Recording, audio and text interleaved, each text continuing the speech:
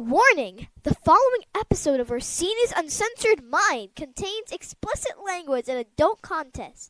The thoughts and opinions stated on this show are reflective of A.J. Orsini, the Steve Dave, and their guests exclusively. Seriously, guys, my dada and uncle say some pretty crazy stuff.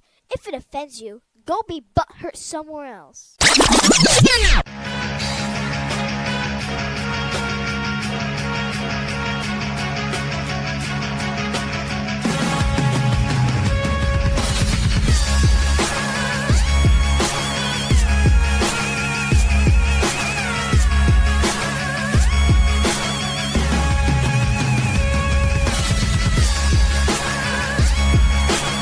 Welcome to Orsini's Uncensored Minds, and now your host, AJ Orsini with Dave.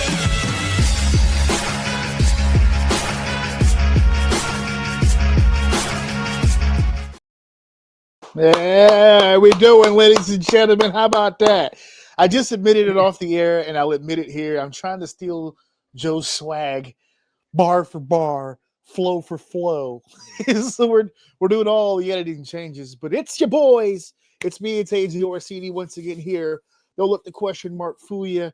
He's right there. Deceive Dave in the house. I feel like with a video that kind of loses its spice. You know what I mean? You know what I think what's supposed to happen is I'll remove you, all right, and then I'll go, don't let the question mark fool you. Dave, are you with us? And then they go, oh, there you go. And they go, there he is. Yeah. Fair enough. Fair enough. Although, yes, we are living in a different world now with the actual video component. I noticed some changes happening now when it comes to behind the scenes. Oh, really? Yeah. So sometimes, okay, let me just put it out there for the whole world to know. I've been an ADHD kid since like forever. And so what happens is that when it was the audio, I didn't realize how strong an impulse this was until we started doing video. Because I noticed it when I was doing it with Steph too. I started looking back when I started clipping things out. Sometimes when I'm not the one talking, I'm doing things. So I'm like moving things on the screen to prepare for the next thing. I'm dealing with my phone. I've got different wires and stuff that I'm playing with. And I keep forgetting that I'm on camera. So while the other person is talking, I look completely like disinterested in whatever the fuck is happening. Yeah. Usually, because I'm usually just listening to it. So I'm trying to be a little bit more physically attentive, or at least give the impression out there to the world that I'm paying more attention to everything that's going on. So that's what's been going up with this new edition with the video stuff. By the way, Joe sends his congrats to us because he's saying that because first of all, he shouted you out on the last episode. He put a comment. He was like, Dave is back, baby. Joe was back. Joe was happy to see you back in the saddle again. But no, we've with this new added feel and vibe and look of the all video. I think it's the engagement as I had hoped. The engagement for the clips and the engagement for the episodes are a little higher than they were before. We were doing well before, but I think them seeing us engaging physically with the cameras is doing something different. So that's good. Anything that can boost, anything that can move forward. Quick announcements, just really quickly. I think everyone knows here that I've been going through my master's degree classes recently. We're getting to the tail end. I'm not only on point, but I'm ahead. And so because I've gotten ahead of my work, 2 days ago, I'm going to safely assume, I think it was Sunday, 2 days ago, I sat down and I just said OUM for the next like 3 hours. Right. So I was just like, next 3 hours, let's just focus and get some new stuff done. What's here. that like? So what it's the only reason I have opportunities like that is my son is older now. So what happens is that my son is usually like all preteens. He's just in his room doing whatever the hell he's doing. And my wife now sits in the living room and watches TV. So daddy's all alone sometimes. And when daddy gets alone, He does. Idle hands spend time at the genitals. And you Correct. know how much God hates that. I've been jerking OUM Network for the last 48 hours. You Nice know and how much God smooth. hates that. Yeah. So some announcements. So I've begun the process of adding the original episodes to the YouTube channel. Um I spoke before about certain episodes that were banned from it. We'll get to that at another time, but I think I may have found a workaround. So now all the episodes will be there. But right now we're up to like episode 27. I'm going to be taking my time because I don't want to just throw 200 episodes onto the YouTube channel. It'll fuck everything up. So intermittently, we will begin to start putting those episodes up. They will be logged into playlists. So if you don't want to search through everything to listen to it in order or listen to certain episodes, they'll be playlisted by 50, 1 through 50, 50 through 100. So it'll be easier to search. It'll be easier to look through. I have updated the reach as far as where you can listen to the show. I know that we've predominantly been worried about YouTube, which is our main source of content.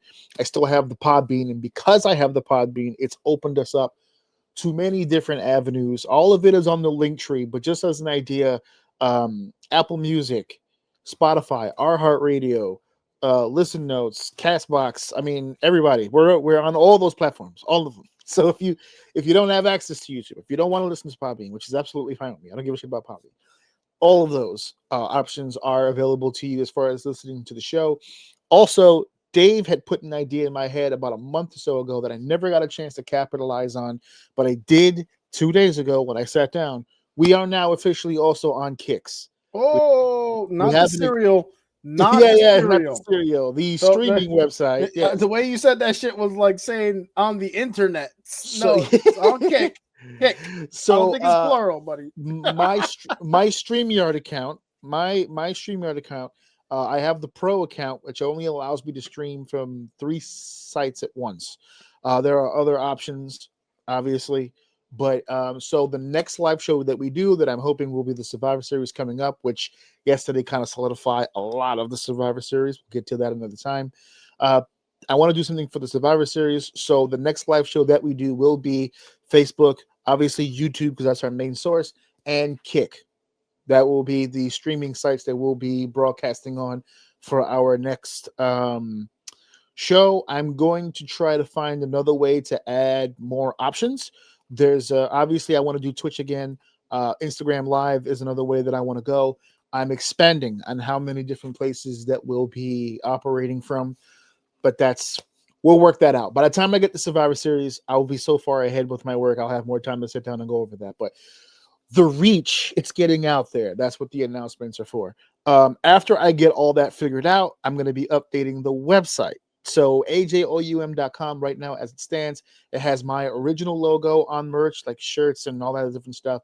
It has the superhero logo on it. It's got Dave's logo on it, but Dave does not like that logo.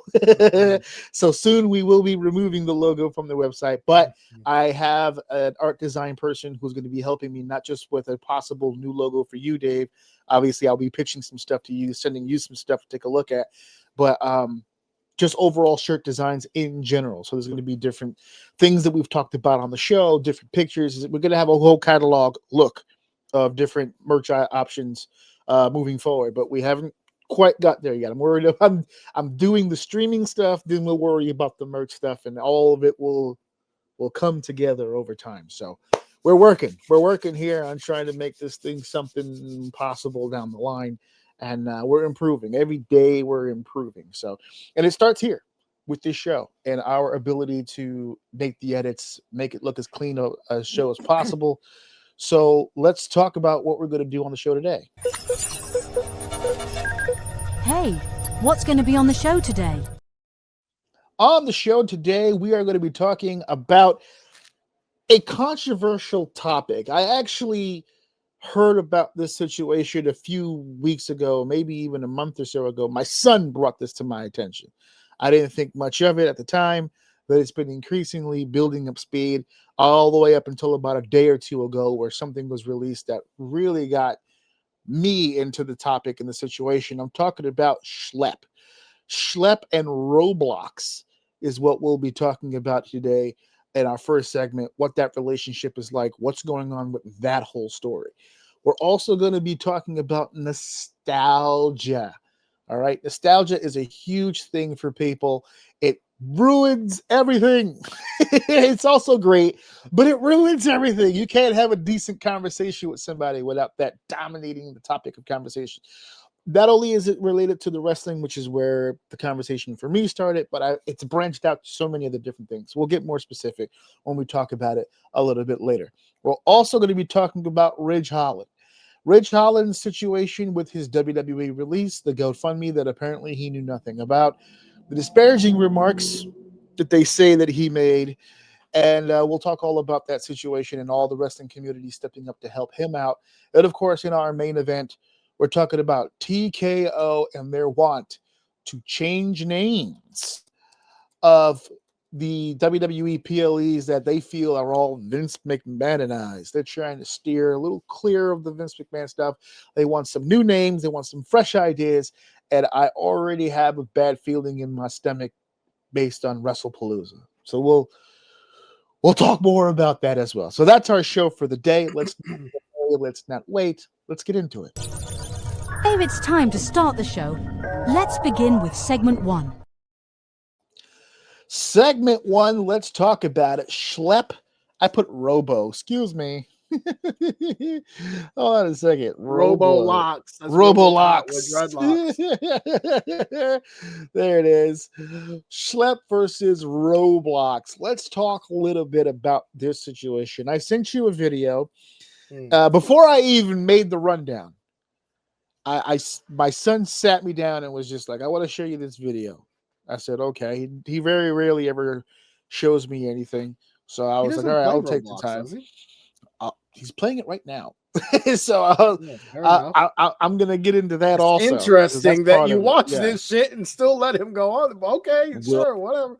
We'll get into that. So, okay. So Roblox and the Schlep situation, from what I gather, from what I have found out during my research here, because this video that I sent you, which is currently on his channel. I sent it to you within 10 hours of its release. I didn't know that it released 10 hours ago, but that's when he showed it to me. So it released literally that day. And the story with that situation is Schlep, his name was Michael Schlep. He was a former user on the popular children's game Roblox. Now, Roblox will have to believe that they're just a game, but they literally advertise. They literally curtail all of their stuff towards children. Are there adults on the platform? Absolutely. And that's where the controversy really is. Schlep was a user on Roblox. He ran into a situation with an individual where he was, as he put it, he was attacked. He was assaulted, whatever the case may be. He was being groomed. Yeah, he was being groomed. He felt the awkwardness. He knew something was inappropriate, even at a young age. So it always bothered him, but it's the internet, right? As he got older, he started seeing it more and more, and he started realizing what it was that he was seeing. The video, I may have missed it. Maybe you caught it, but I couldn't really work out specifically how he pulled this off. He didn't really go into specifics into how, but he went on a spree, and he just started getting information from individuals that were using the platform, and I mean adult individuals who were using the platform for pedophilia and for sexual assault situations. That's just essay and PDF file kind of material stuff. And I think the number he had been up until that point was about 6 or 7 people. They had not only had them report it, but the police interjected, took the information he had given them. They followed up with an investigation and actually ended up arresting these people. Not just getting them off the platform, but literally arresting these people for the crimes that they were committing. In that situation, when they were arrested and the law took, its law into its hands, for whatever reason, Roblox got mad at him. And they started going after him, even to the point of sending him a cease and desist as far as using their app or whatever to do whatever it was he was doing. And they banned all of his accounts. They deleted everything that correlates him to Roblox. And he was extremely punished for his activities, despite his activities being removing horrible people from a children's platform. When I first heard about it, that's as far I actually didn't hear about the cease and desist, but I had heard about the arrest. I had heard about the situation with Roblox. I just assumed with that kind of media attention, they would have started going more into their settings and their terms and agreements and stuff and figuring out how to stop this from happening in the future. I did not see coming that they were going to go after the guy who actually found the fucking people, who actually took the people to task for what they were doing and actually had the law come in and step in and arrest these individuals. I didn't think Roblox. How does that help PR wise for Roblox to do something like that? Like, what is even? I don't even understand the thought process of what that would be. I'll say, wow, this guy found some really terrible people. Let's get him. let's go after him specifically. I thought that was weird. I thought that was kind of fucked up on the whole situation, and they're still fucking with him. So I actually heard about this 3 months ago before you sent it to me. It popped up on, I want to say Asmongold was watching a video about this, and I thought it was pretty interesting. And the whole time I was watching it was kind of like I had the same idea where it's like it's weird because my brain goes, I get why they would be defensive about what he's doing. Why? Like, I don't understand. Why would they be defensive? Because it's weird. It's like, I don't want to say that they support that behavior, although their actions are showing that they support it. I was going to say this, but it feels like... Yes. Not only just their behavior and their action towards him, but the other things that he was bringing to light, like the side games they were trying to create, but kept getting shut down. Like, you're creating a dating game for children. Yeah, almost Tinder-ish. Like, just super weird shit. So that doesn't help to make it sound like they might support this pedophilia or whatever the hell it is. Like, almost like they're trafficking in a weird way. Yeah. And no, it doesn't help counter the thought that they might be doing that. But I thought about, like, look, they're above everything, they're a kids game which generates tons of money. But at the end of the day, I only know of Roblox because of older teenagers or adults. Okay. I don't know any children that play it. I know children do play it, but all the videos, all the biggest streamers, all the biggest YouTubers are all adults. I don't think I see any kids on YouTube trying to make Roblox videos. I mean, I'm sure they're there, but the biggest ones are all people who are way too fucking old to be playing that game. Yeah. So the game is marketed to, or not market, it's marketed to children, but the people that I see play are all the most into their adulthood. So to me, it wasn't that strange. And then where you have kids being unsupervised, you're gonna have this type of shit. I mean, it's all common sense to me, which is why when I'm hearing it, it doesn't blow my mind. What blows my mind is, like you said, they're attacking this guy. They're trying to get him off the platform. And my point that I said originally is that I can see why they would be pissed off at him, because although they know that this exists on their site, it is still the last thing you want to do is make it so where you scare the parents or scare the children away from your platform. Because even if there are adults playing it, the kids are the ones that are spending the money. So the kids that are playing the game, their parents know they like Roblox, so they're going to buy them Roblox stuff. They're the cash cows. And then it's the adults that are creating these atmospheres for children to reside in, and then you get weird shit. At the end of the day, like, the fact that they're attacking the guy is weird. I like the whole Chris Hansen thing. He shouted him out to where he was like, he's doing this at the same age I started to do my shit. Just saying. Just saying. Chris Hansen's involvement in this is that Chris Hansen got wind of the story, right? So it wasn't like Schlep went to him, and it wasn't like Roblox went to him. It was organic. He's probably one of the most influential and famous names attached to this specific genre of crime. Not probably. He's the only one I know. He's the You joke, hear right? the name Yeah, Chris Hansen. you Yeah, know what we're talking about. well, Someone that's like doing the crazy shit. he's become an internet meme in and of himself. Where it's like whenever you see an older guy talking to a younger person, you go, "Oh shit! Don't let Chris Yeah. Hansen get a hold of Mhm. you, son." So it's That's it. I actually haven't seen him in years. So to see old man Chris Hansen in this The video was kind last of a time I saw him, it was I think that was years ago. He was on yeah. like the Joe Budden podcast. And Wow. they weren't talking about, but oh man, that was years ago. Why was he on the I Joe Budden podcast? because I think they fuck with him, and Oh, I don't man. really Well, first remember of all, watching. who doesn't fuck with Chris Hansen? My Well, man's that's doing what I'm God's saying. work. Listen, You know what I'm saying? I mean, that's an easy question. Yeah. I mean, that's an easy answer. There's Oh, a yeah, there particular are. people that don't Yeah, fuck with there Chris is a Hansen. specific subset who don't fuck with him. But like I get said, you, there's yeah. but I was about to say there's two types of people. One who are afraid of Chris Hansen, or two the people that like worship the guy. Like what he does is phenomenal work. We all fuck with him. He's the man. So yeah, So that was awesome, yeah. shouting him out, and he had people behind him, and no, it was really exciting to see, and I just don't understand why you think you're protecting your company by trying to get rid of him to not bring bad publicity to your platform, but all you're doing is making it worse, especially when the one thing that popped out to me is like, yeah, we were on stage having this conversation with Chris Hansen, all the while at the same exact time they were announcing that dating site or something that they wanted to create for kids. It's like, bro, you can't be this stupid. No, it's not. I don't think that's stupid. I think it's ignorance. I think it was just they didn't give a fuck. Like they don't care that this guy's out here. And I want to make it clear to the people who haven't seen the video yet. By the way, his YouTube channel was exactly that. It's Schlep.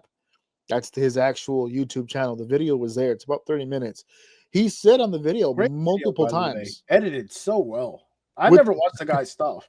Yeah, that was my first time seeing his stuff too. And my son brought it to my which is another part of and we'll get to that. But my son being the one who brought it to my attention. I'll explain more as to how that conversation, because after I saw that video, we had a conversation. But he being Schlep has stated this entire time that he's never had an issue with Roblox. His issue are the people who, as you explained it, who jump on this platform who are mature, who are adults, and use this platform for nefarious reasons. His problem is with the people who are being evil. It's not the company, but the company is reacting kind of in an evil way. Yeah. So all he's really said is that I just wanted an open line of communication. That's all that it is, to explain everything that he's been doing and why he was doing it when he was there, because he's currently not on the platform anymore. He's even admitted that even if he was allowed, he probably wouldn't, just based on how everything has gone down.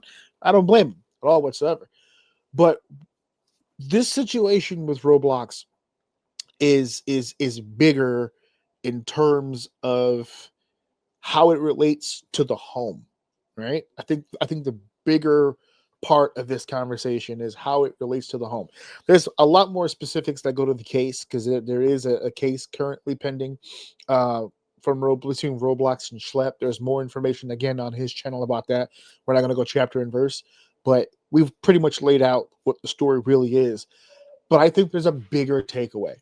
And I think the bigger takeaway, and one of the reasons I really wanted to talk about this on the podcast, is because you and I sat here not too long ago when we talked about children's programming, when we talked about, I was very vocal about how I feel about that. Ryan's World and all that different stuff that we were talking about.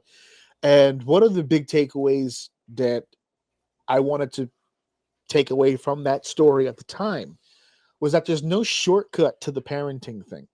Like you've as a parent, you have to be more hands-on and more aware of what's going on and what your children are consuming. Is it possible as they get older to be at 100%? No, but if you're doing 0%, that's a problem. I think there's a big takeaway from this too. As I stated at the beginning of this, it was my son, who's 10, who's been playing different mini games in Roblox for years. His current session is Dandy's World, which is on Roblox. It's one of the games that's a part of that whole library of shit. He's playing Dandy's World with his friends right now as we speak. But him bringing that to my attention, him being the one, hey, you should watch this, right? I was curious as to why he would show it to me, because as a child, Just get in front of it, man. He's not stupid. right? That's what I think he was trying to do, because I think the last thing he He's wanted. like, look, before you find this, come here, sit down with me. I need 10 minutes of your time. Yeah, just real quick. Before this shit hits your algorithms, I want you to know this is real. Yeah. This is happening. I'm not doing it. I'm just letting you know. I'm not doing it. Yeah. I'm over here playing hide and seek games. Right. That's it. I'm with my friends only. Yeah. So right off the bat, when we started allowing him to even use devices in general, like this is not even a Roblox thing, but just using devices in general, more specifically using the iPad, which is the one that he's had most of the time. We have very clear-cut restrictions, not on the actual device. His device is not child-proofed at all. It's never been child-proofed. If I was to swap his iPad with my wife's iPad, you wouldn't be able to tell the fucking difference. You can access everything on his iPad in the same way that my wife can access on her iPad. The only reason why we did that is because in our minds, I didn't want to restrict him from stuff I didn't want to not expose him to things without something negative happening. I don't want him to already feel like something's wrong when nothing's wrong yet. Now, he's 10. I'm pretty sure there's going to be some big booty bitches on there in a few years. I could already foresee it happening. It's all right. Maybe we'll swap material. I don't know. But as far as his reach when it comes to devices, he did up until recently, I'll say over the course of the last 2 years, where he's actually started adding people that he could FaceTime with, that he could connect to through the games and add them as friends to the game so they could play together. But these are all people that we know in terms of, I've seen the motherfucker in his face. I know who this person is. I know who the parents are. That's the only reason why they've been added. We had a situation where one of his friends, his name, I'm not going to give his name, but one of his friends went away on vacation. I don't know. It was like they're Spanish. I think they went to DR or something like that. And of course, he brings his iPad or whatever. And he had like a cousin, I think it was a cousin, who all of a sudden started messaging people on the kids' FaceTime, like to talk to them, to see them on the camera or whatever the case is. And Alex got the message. He was like, I don't know who this person is, but they're messaging me from my friend's phone number. So we got on there and cut a whole ass promo. Like, nah, you tell Adam when he gets back to New York, we'll FaceTime. Until then, don't bother us with nothing. You don't need to be talking.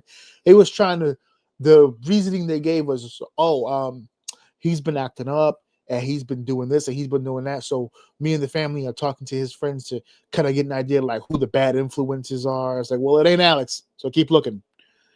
You don't need to speak to Alex for nothing, about nothing. You let Adam know when he's back home that we can deal with that. And my wife called Adam's mom and was like, do you know that whoever this person is, they gave a name, but I'm not going to say the name, is on Adam's iPad just messaging people, trying to FaceTime people? And she said, what? She didn't know. And she asked Adam, where's your iPad? Adam was like, it was in the bag. I don't know. Apparently he hadn't used his iPad all day. The guy took the fucking iPad and just started doing whatever he wanted on this kid's iPad. But this is why this shit is in place the way that it is. His YouTube viewing, same way. He's not on YouTube Kids because it restricts. A lot of the stuff that he sees, he wouldn't be able to see on YouTube. Don't worry. YouTube Kids is worse than YouTube. Well, even better. So my point is that when it comes specifically to Roblox, he never added everybody we didn't know. He doesn't go in the rooms that we don't know about. The games that he has played, we not only know about them, we've played with him and against him. He's wiped our faces in the fucking ground several times on Dandy's World and some of the other games. It was also during the pandemic when we had what was those guys? What was it called again? With the little colorful guys that were taking out the trash and shit. Among Us. Boom. Taking out Among the Us. trash. Yeah, I remember that. Yeah, I was swiping the card and I was fixing the wiring and stuff. All that stuff. Anytime that he's ever been in situations like that, no. And when he's not with his friends and he's playing general online games, he doesn't chat with anybody. There's no chatting. What are you chatting for? Just play the game. There's no need for any of that.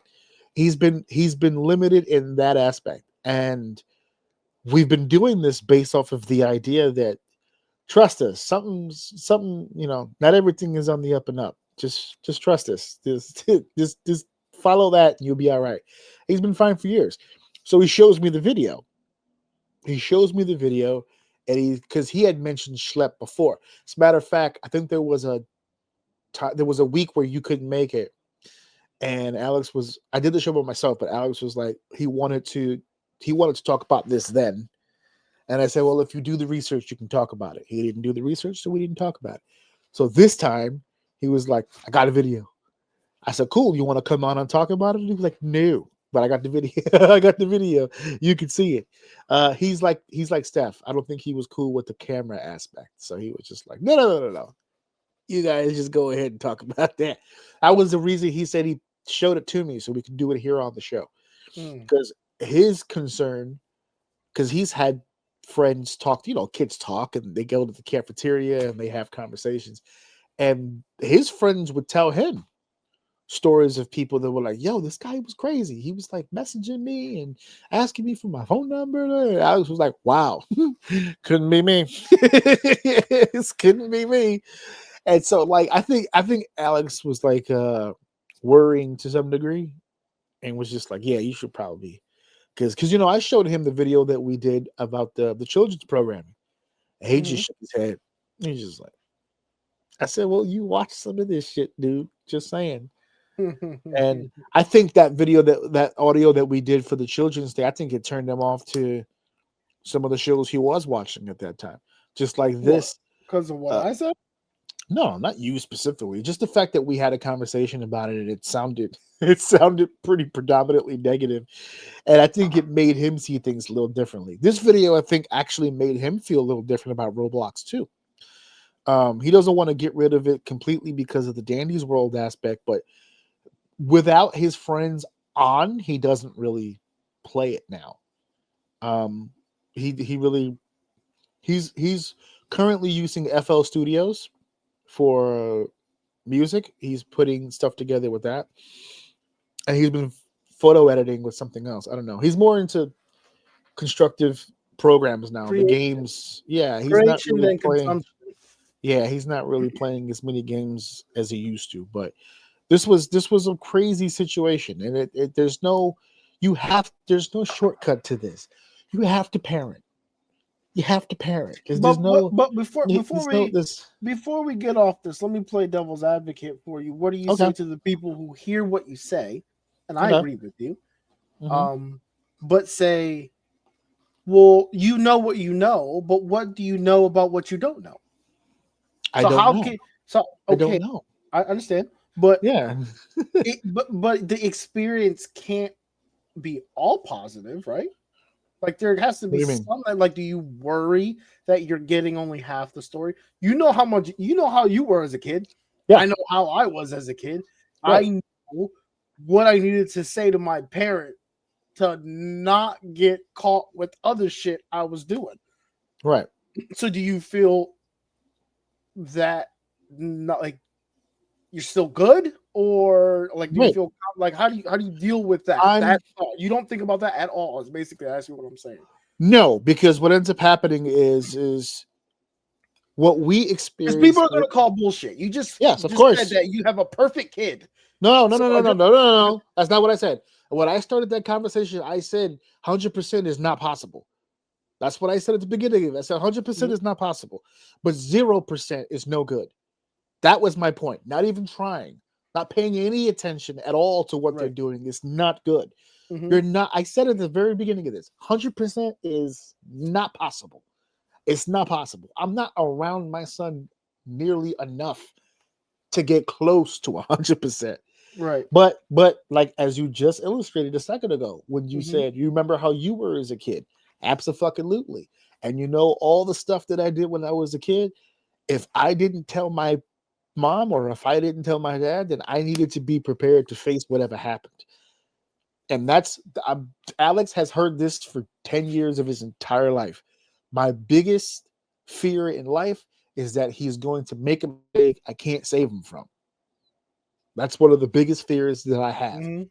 is that one day his mistakes will elevate in level of complication, and he's going to make a mistake I cannot save him from. He just has to now experience what happens next. Yeah. So I've been telling him that his whole life. Am I going to be able to protect him from everything? Nope. But what I want to do is give him skills to protect himself To from everything, navigate it. Yeah. to navigate it. I'm not a Mhm. parent. I don't take the device away. I don't monitor his time on the device. I don't, none of that shit. I Yeah. you here are the rules in place to protect you. You go outside of those rules, and whatever fucking happens is whatever fucking happens. Mhm. The worrying that people have is they're trying to be preemptive. They're trying to think of everything they can think of to protect their kid from. Worrying is what causes issues. You Mm. can't do it. You can't do it. You cannot, not even in this digital age that we're in. Okay. My son goes to school. He's got a watch from T-Mobile, the Sync Kids watch or whatever. Does he, every parent goes, well, if you give him a watch, he's going to be calling this person and messaging. No, he's not, because I have access to the account. None of that stuff's on there. For the most part, it's predominantly used as a GPS device. Just to make sure that, because when he goes from school to my house on the school bus, I want to make sure I know where he is on that bus. Because if I switch on that GPS and that bus is in New Jersey, we have a fucking problem. And Mhm. I want to know where the fuck the bus is. Now we're lucky and we're fortunate that our school buses have GPS signals on them, but they don't always work. And Mm. sometimes these assholes forget to turn them on. So my son has his watch. Now sometimes that idiot forgets to turn his watch on too, but it is what it is. It's Yep. nothing like not. That's my point. Nothing's 100%. My point is to try. My point is to effort. My point is to teach. Taking away the device and keeping all you're doing is setting them back. All you're doing is setting them back. If you take away the device, no, we need to monitor your screen time. Okay, you can monitor it now, but when you're gone and you're out of the picture, I don't mean dead, I mean literally out of the picture. They grow up and they move on. You ain't there to protect them from the things that they don't now have any experience with. Yeah. No Yeah, it's experience it with. it's hard. It's something I've been trying to implement too with not necessary. The way I explained to my wife that I try to do is not limitation but choice. Yeah. Trying to create choice. So I know this is gonna sound a little weird, but like what I'll do is I'll have the bathroom door not closed but kind of cracked, and I'll go to use the bathroom with my back to the door, obviously. So if someone walks in, nothing.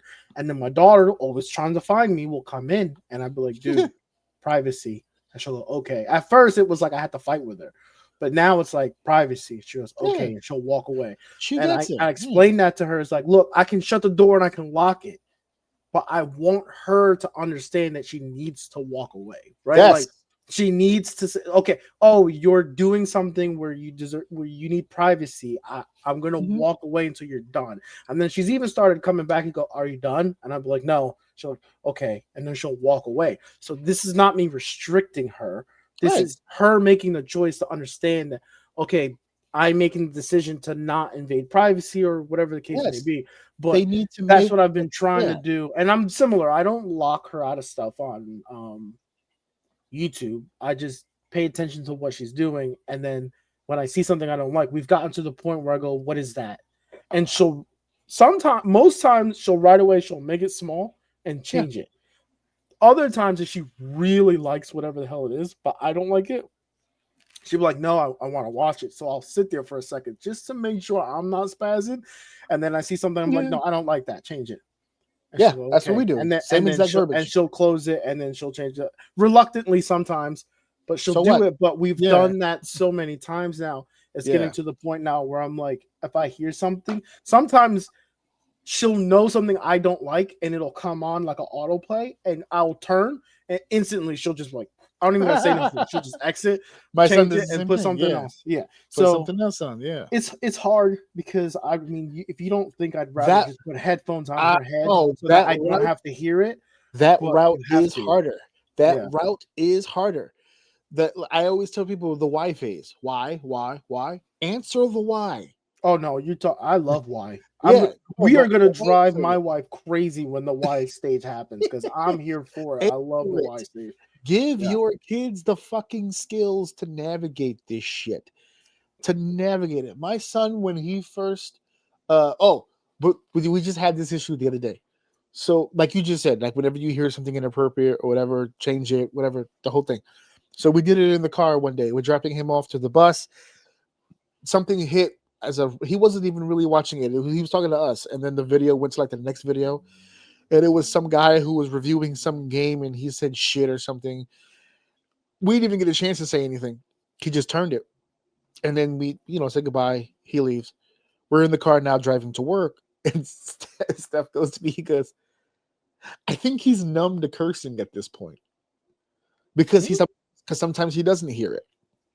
Legitimately, like it'll be the iPad will just be sitting on the bed or whatever, and he forgot to change the video, so now it's auto playing on the other things, and it'll just happen, and he won't even hear it. And so we're like, change it. He's like, for what? And I was like, he just cursed. She's like, what? And he goes back. He goes, oh yeah, I didn't even hear it. And my wife goes, she goes, you know why I think he's numb to it? I said, why? He goes, because you curse all the time. Because I curse all the time. No, I'm aware. And I do. And I curse all the time. Mhm. And she goes, I never wanted the cursing around him. I said, okay, but why? All right. What was the reason you didn't want cursing around him? And her reason is the same as everybody else's, which is logical because you don't want that to be learned behavior. He hears that, and all of a sudden he goes outside and he goes, fuck, fuckity, fuck, shit, butt, fuck, balls, all that stuff. He doesn't do that. He has heard me this for 10 years. Because it goes back to what I said. All curses. It's choice. He's I've learned that it's not loud. I've invented curses in front of him, right? I've customized. Right? So she didn't pick up on that. I said, babe, he's heard every curse word in the book. He doesn't curse at school. He doesn't curse in front of Mima and Grandma. He doesn't go to Grandpa's house and he doesn't curse anywhere. He doesn't curse here when it's just us. When he's telling us, my son will get in the car from school. How was your day? He goes, whew, I got some tea. And he'll tell us about a situation that happened in class. And he said, and then that kid said, F this. So I'm like, oh, that's crazy. He won't do it because he knows. He understands. He's been trained to realize there's a time and place for everything. There is no time yet for him to be cursing. He's not nearly old enough to be letting that fly, but he knows what they are. He's heard them all 1,000 times. He lives in. You don't think if I was a saint and I was sterile, no cursing, right? And I never did it. He lives in Brooklyn. If I go from here to the corner store, he's heard it 3 times. There's nobody. This is New York. If you're not dropping a fuck here and there, do you even live here, bro? You're not a New Yorker if you don't. No. But he doesn't go to places and go off. He does even when he's mad. I've seen him.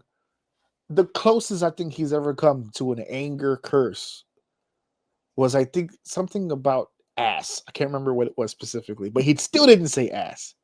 He did the and then and I was like, oh, he really wanted to fucking just let it rip. He really let that one go. He wouldn't do it. Now, I'm not saying that's everybody's kid, and I'm not giving everybody the rundown on how they should parent their child. All I'm saying is try. That's it. Try. My kid's not the only one not having issues on Roblox. we've had this conversation with a lot of parents, especially I think his school had a whole thing about it with the parents. Like there was a Zoom meeting or something with the parents where they were like having the conversation about different tips and different things to navigate the internet and yada yada yada. And I don't normally attend, but I attended this one because I wanted to see where they were headed with this. They were all really good, great ideas. And there were so many, it was like an open conversation thing. So parents were commenting, they were chiming in. There were some parents who no issues with their kid on the devices at all. Then there were some parents, all this, first of all, if your child has an email address that you don't have access to, that's a problem. Second, if he has an email address that you have access to, but out of the blue is starting to get spam emails, he's doing a bunch of shit he ain't supposed to be doing.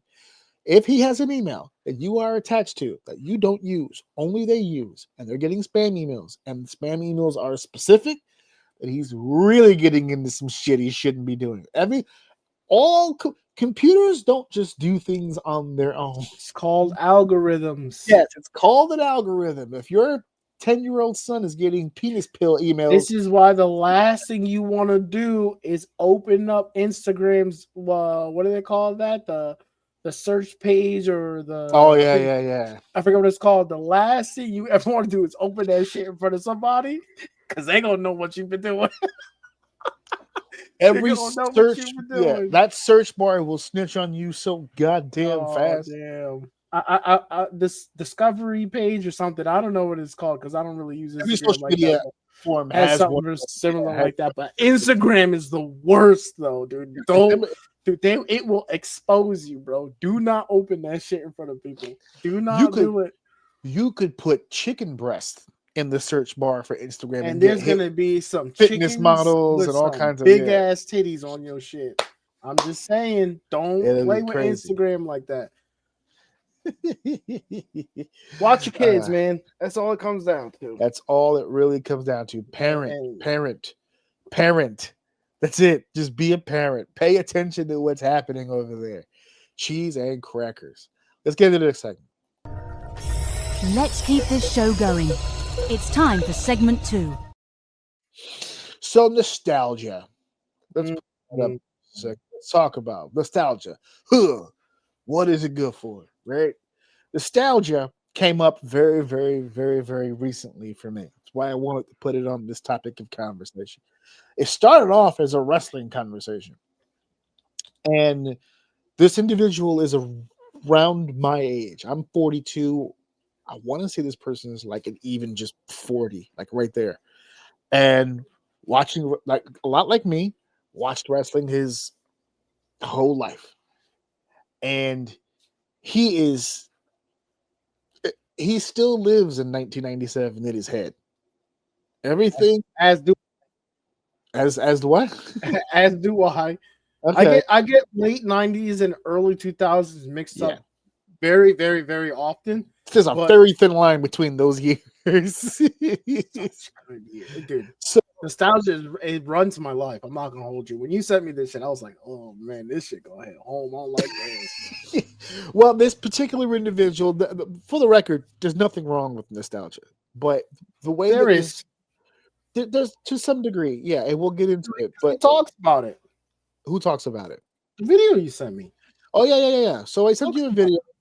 That when I started thinking about nostalgia in general, because the conversation started where I started noticing that every time something happens on Raw or SmackDown or something, no matter what we're talking about, what Jey Uso did this, or Seth Rollins did this, or Roman Reigns did this, or Punk did this, or Cody did this, eventually he steers that sumbitch right back to the motherfucking Attitude Era every fucking time.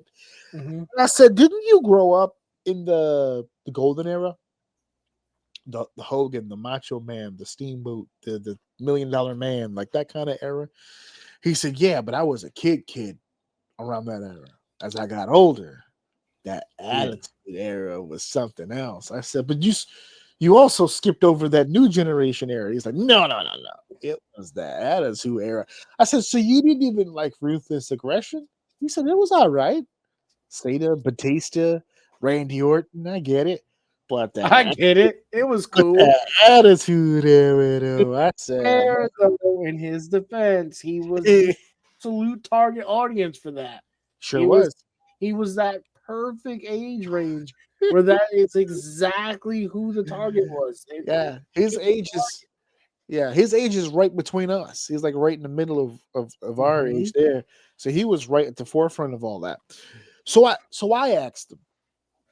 I said, "Do you even enjoy watching wrestling now?"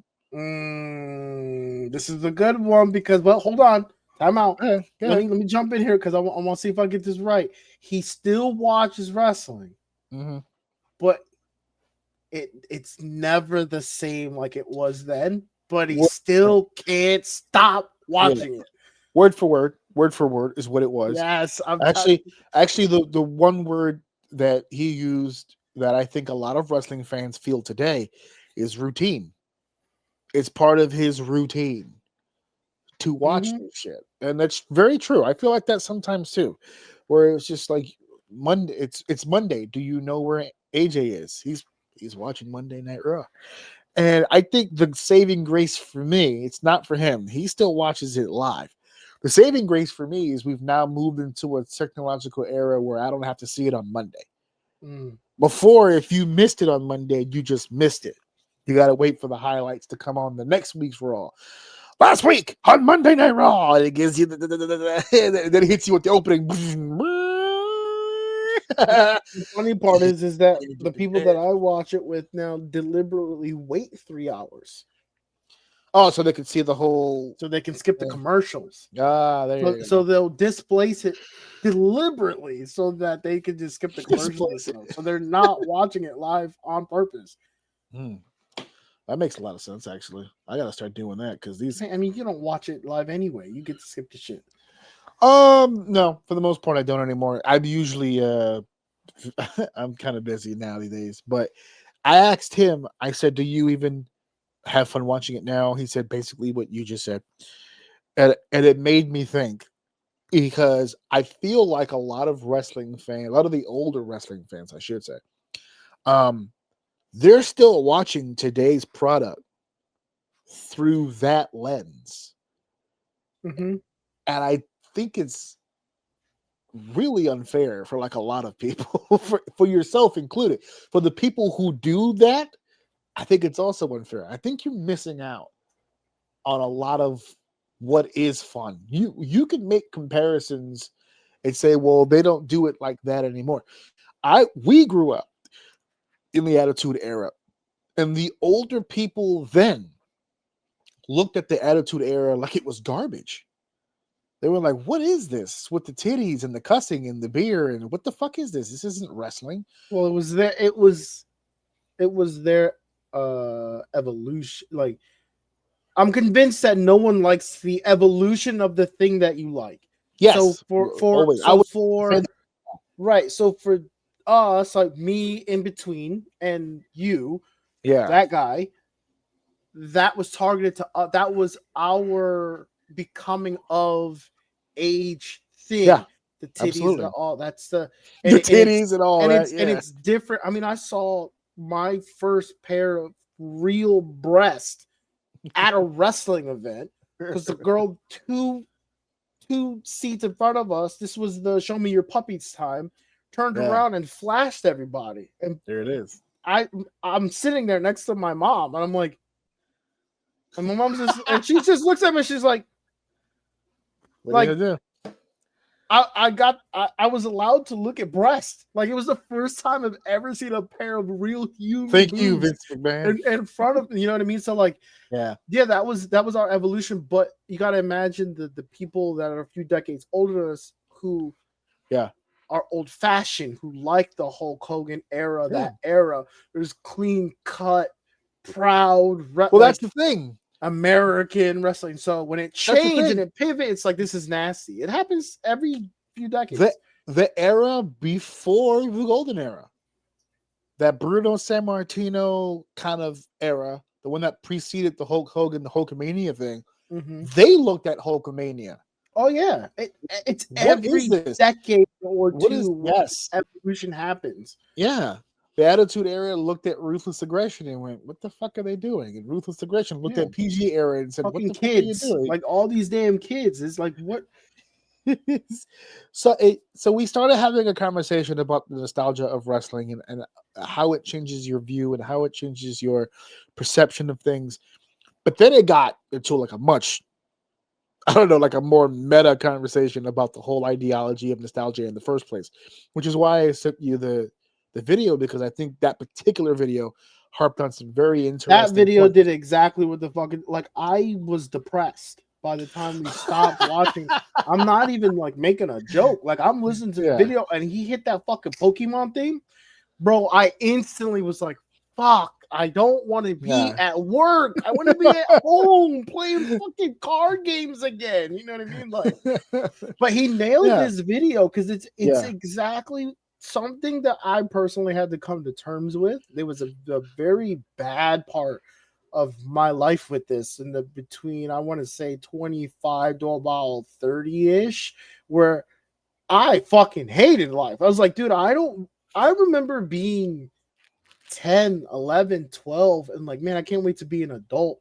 And Yeah. now I'm a fucking adult and I want to do nothing but just go back and be that kid again. Yeah. To fucking with all those little commercials and the fucking Nickelodeon. I was like, dude, I gotta go back. There's things I didn't appreciate that I want to go watch. You know what I mean? Like, Yeah, of course. and it's the reason why even today when I'm at work, 95% of because I can wear a headset while I'm at work and do my work.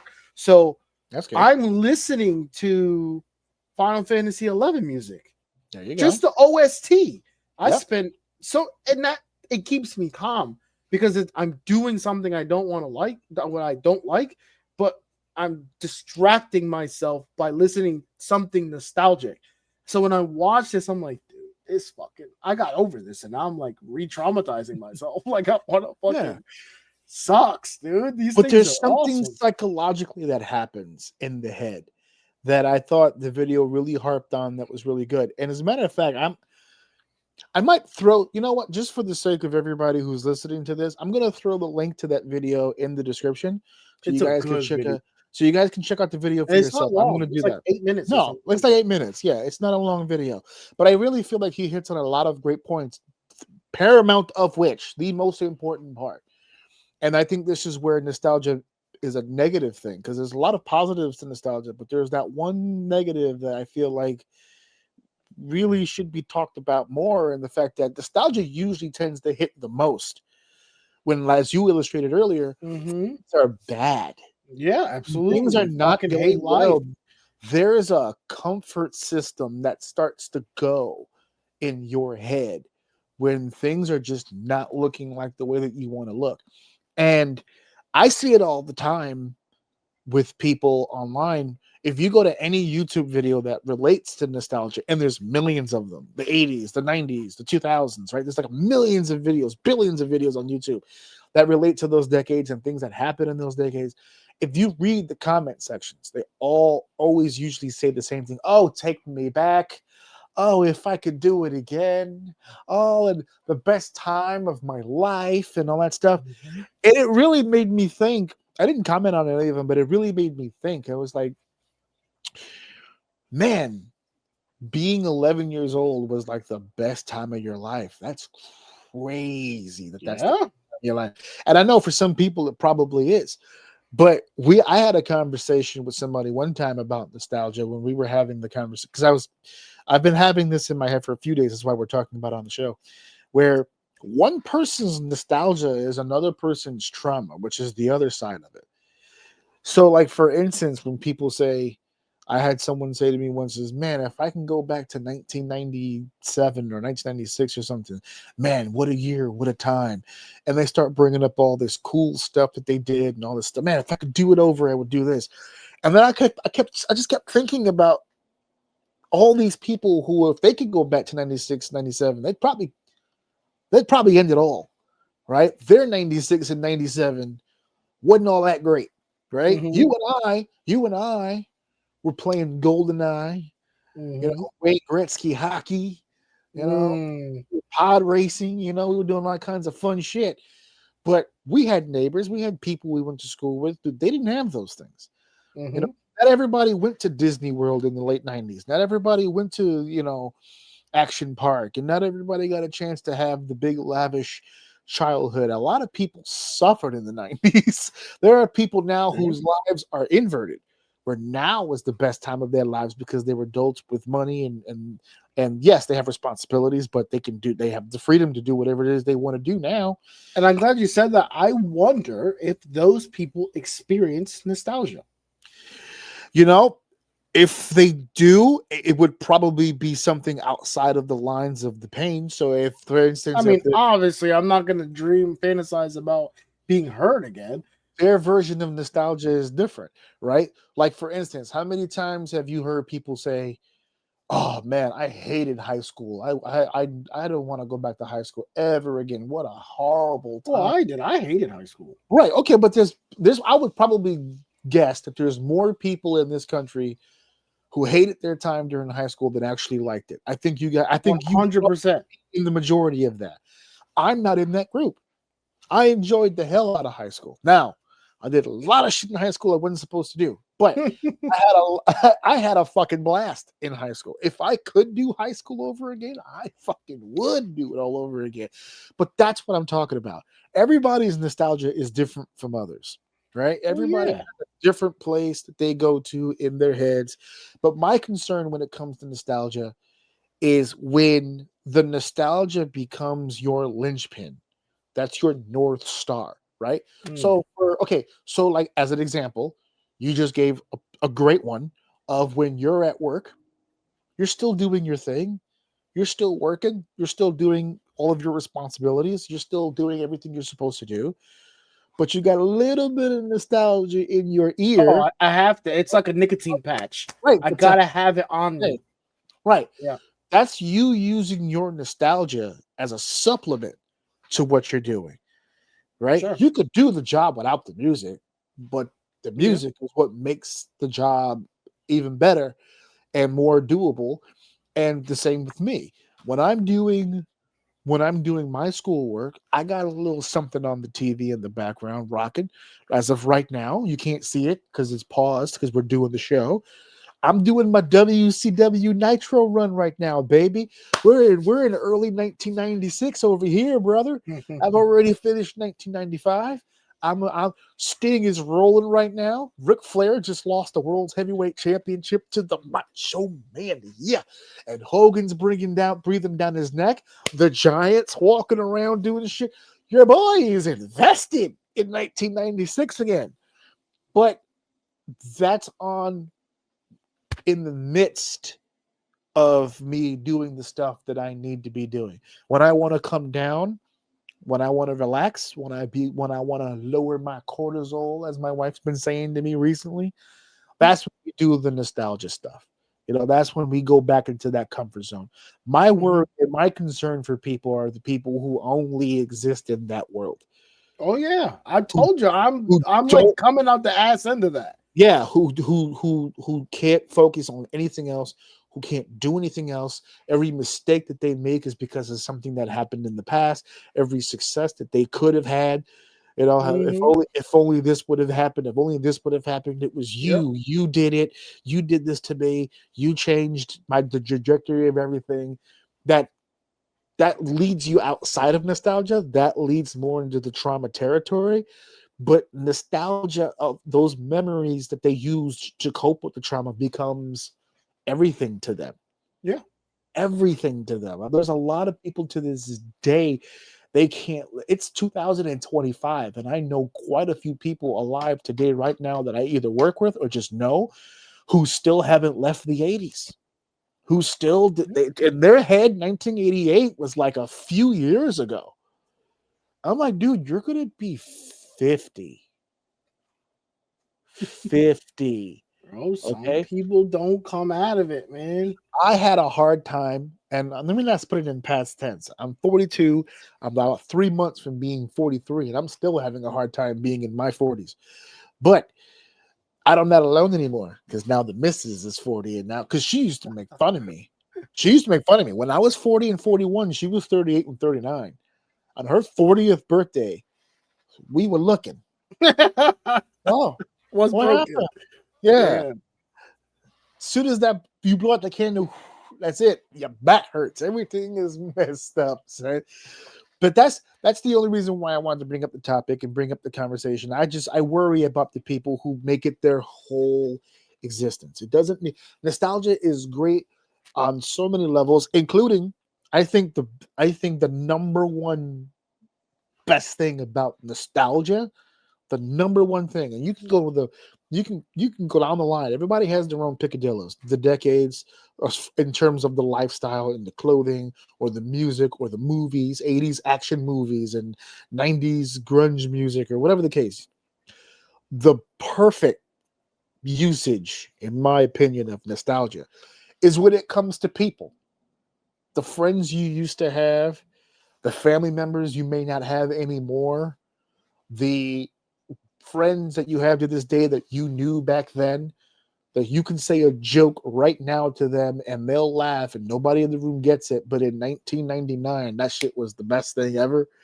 And those are the kind of moments where I think is like, that's the number one usage of nostalgia. I think those are great to keep the society together, to keep community, to keep those relationships good. It can't be everything that you are. That's all that I'm saying to people. Get outside of that. I grew up in the Attitude Era, and now that I'm an adult, now that I'm 42 years old, now that I've seen such a wide scope of what this industry can be, I think it's one of the most overrated eras ever. Not because I think it was bad, I think it was awesome. And I think if you lived during it, oh man, what a fucking era to be alive. What a time to be alive. But overall, looking at it, I really do believe it's one of the most overrated. If for no other reason, just the fandom to it. Because if you talk to like the person I was just talking to, if you talk to him negative about the Attitude Era, it's like that shit never happened. You know, you talk about the Attitude Era, they'll tell you Stone Cold and The Rock, Triple H and Mankind, Taker and Kane. I said, yeah. And then there was Gangrel and Bob Holly. No. Yeah, we had Kai and Tai and the Oddities. And, it had its issues. No one was 100%. Okay, I saw JBL in a Black Hawk, a blackjack outfit, with completely dyed hair, and all. The gimmicks were out of control. The Job Squad from the Attitude Era, the Diva, the PMS they were hot, but outside of that, I would do Terry Reynolds today, let alone in the late 90s. Okay, but every era has their ups, every era has their downs. That golden era, they always tell you that, the Hogans and the Savages, and then there's the gobbledygookers. There's those underneath. Yeah, the new generation: Shawn Michaels, Bret Hart, Big Daddy Cool Diesel, Razor Ramon, yeah, and Bastion Booger, and Mantar, and the Goon, who wrestled in bladeless ice skates. Every era has them. there's no era that's 100%. Bladeless ice skates is crazy. Yeah, so stop shitting on these kids. I don't know. I'll say my last comment is I disagree with you. I don't like nostalgia at all. I think nostalgia is toxic. I think nostalgia does nothing but bring people down. And I think the video is worth watching because I think he makes this a point. Doesn't drill it to be, the video doesn't feel negative, but he makes a very strong point to where most of the time that you're feeling nostalgia is because you miss something, or you feel sad about your current life. And I think he kind of ends it with, let nostalgia go. Yeah, and he did. Experience new things. Like, live today. Yeah, What's stop happening thinking about tomorrow. But again, and that's my point. That's why I love this video so much. Is that I love the video because he really drills that point, and I agree with him. It was terrible. It got to the point where it's like I knew, like, I stopped watching certain things that I used to enjoy because I knew what it was doing. It was like holding me into this one thing, and I couldn't experience anything else. And it really, I would say that I got very lucky because I ended up getting into a situation that gave me things to look forward to, that kind There of you go. changed my perspective on life, obviously, right? Like with my family and everything like that now. Yeah. But without them, I mean, I'm not gonna sit here and pretend that I see me not fucking doing that shit today. Like, to me, that's You what think you would saved. still be in that funk? Yes, Yeah, dude. yeah, yeah. I honestly, without that reason to have that thing to look forward to, I feel I'm still sitting in a dark room playing the same game I played all those years ago, not even enjoying myself anymore, but just doing it because it's what I remember, like you said, the routine and shit. Yeah. So, and it's not that I don't try to go back and find, like for instance, I still play video games. If you could see my screen and I lower my browser right now, there's a game pause right behind it. But Yeah. but it's I still find myself wanting to go back to play those old games. And then when I get on them, I'm like, what am I doing? Like I want to play something else. I don't want I want to there's a bunch of cool new things out, and it may not be the same enjoyment I had when I was 15, 16, 17, 18, 19 playing that game when I had all unlimited time in the world to do it. Let me try to find something else. And I really do feel bad because it's really hard to shake when you don't have much going on. You're just trying to live your day to day, and all you want to do is go to the store, buy a pack of Pokemon cards, and go home while your mom's making you dinner and fucking unpack them and all these shit cards. But it doesn't matter because you don't have to wake up in the morning and go to school, go to work. Yeah, like I feel so bad, and I don't even take myself out of it. I feel like I still fight that shit today. So I fucking hate nostalgia, and it's predatory. We didn't even get into that. We don't have to. We can move on to the next thing. Yeah, But you already know, we've talked about it before, that they use nostalgia in newer movies, video games, stuff like that to get you to rebuy this shit, and it's just terrible. It's not the same. You can't. It's another be 15 tactic. anymore. You cannot be 15 again. You just can't. You can't. It's done. You did it. You did it. Can't. I'm just now starting to come around to the 40s thing. I'm enjoying it. What you still have so many milestones left in front of you with your kids, but mine, I'm running out. So plenty. He's only 10, dude. Relax. Yeah, speaking of only being 10, he tried to give me a little beso on the whatever, Mm-hmm. and I didn't have this when he tried to do it. I was like clean shaven, and he poked me. He's getting little whiskers underneath the goddamn nose. His little mustache is coming in. So I'm like, oh, look at you, whole ass me go, we don't fucking fight now. Is that what it is? Want to fucking do that? All right, so quick break. Quick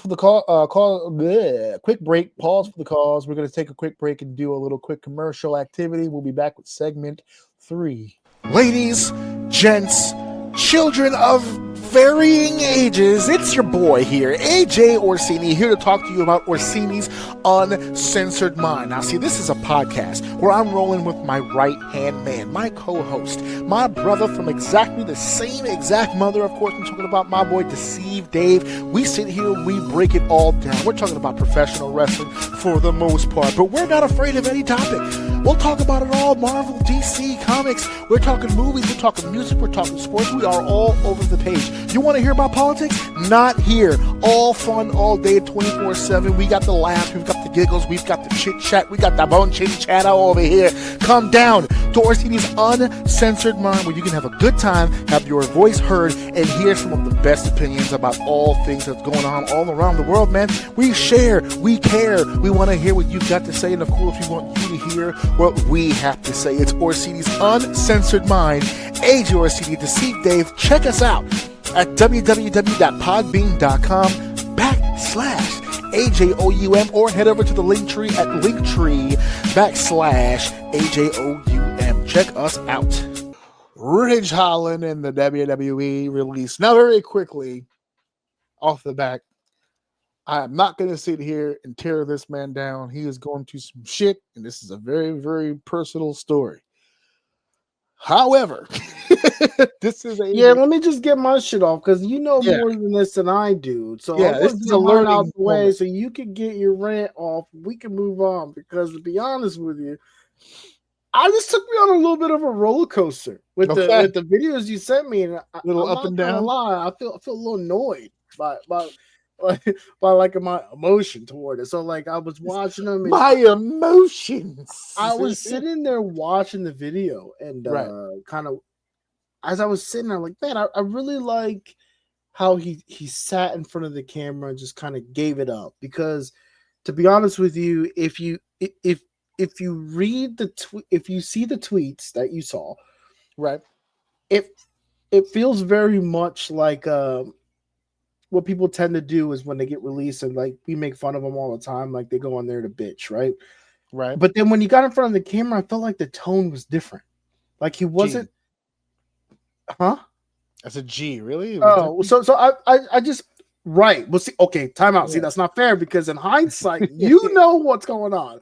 I Uh-huh. don't know what's going on when I'm seeing this for Right. the first time. Right. So when I watched it, I'm like, okay, he went on there to kind of explain himself. It's like, look, there's no smoke, there's no beef.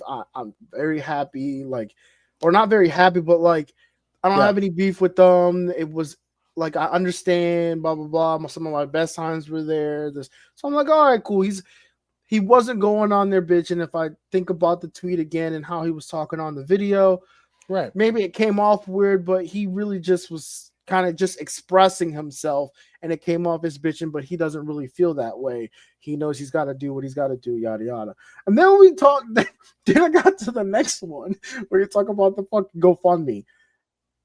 And that shit threw me. Mhm. I was like, okay, once I heard this, I'm like, okay, now when I have an idea of you and it switches like so when the perception of you from watching you changes so harshly like that, then I'm like, I'm don't know what to do. Because they said that the GoFundMe was created, it was gaining some traction, and then he commented on it stating that he didn't know someone did this, then kind of made it Right. sound like he didn't agree with it and that he's going to Right. stop people from funding it and donate the money because he didn't agree with it.